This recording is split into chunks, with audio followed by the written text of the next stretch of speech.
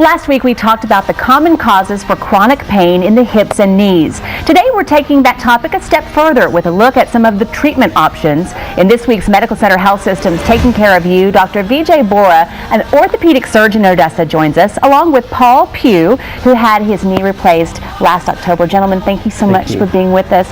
Paul, I want to start with you. Tell me about life before the knee replacement. What were your biggest challenges?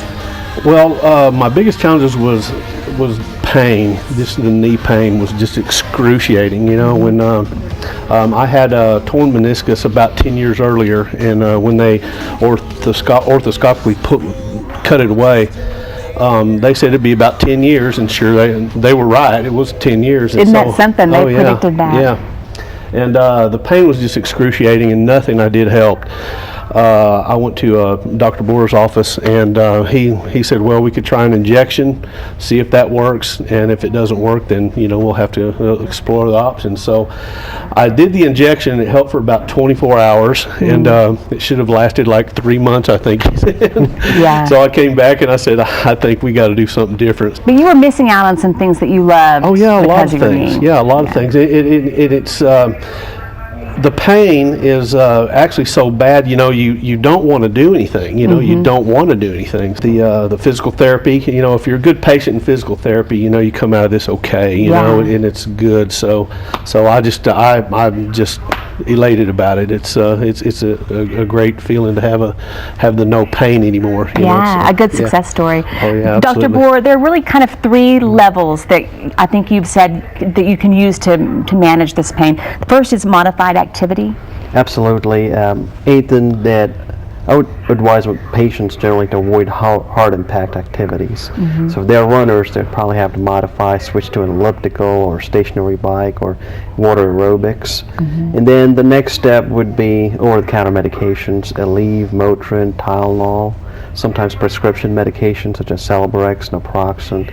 And then the next step would be an injection, like Paul did, a steroid injection, which works sometimes, and in Paul's case, where it had gone to bone on bone, I really kind of knew it wasn't going to work, but we tried it anyway. Yeah, and then the last resort, which in his case was knee replacement.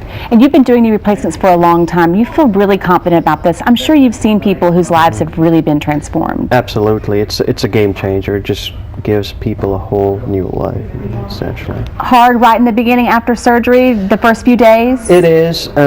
We do a lot of things at Medical Center Hospital which are very different. We do nerve blocks, which is something that's been relatively new, came in the last few years, where we numb the leg after surgery. That way the worst pain, which is in the first 12 to 24 hours, is mitigated. And that's what Paul had. He had what we call a femoral nerve block, which is done by the anesthesiologist at Medical Center Hospital. Essentially numbs the knee the night of the surgery.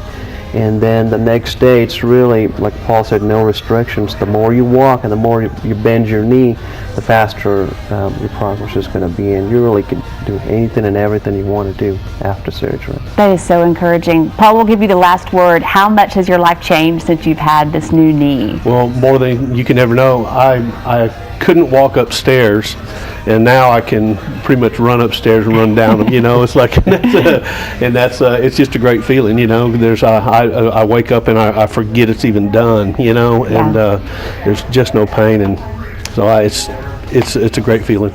Gentlemen, thank you so much for being here with us today. Thanks. We sure appreciate your time.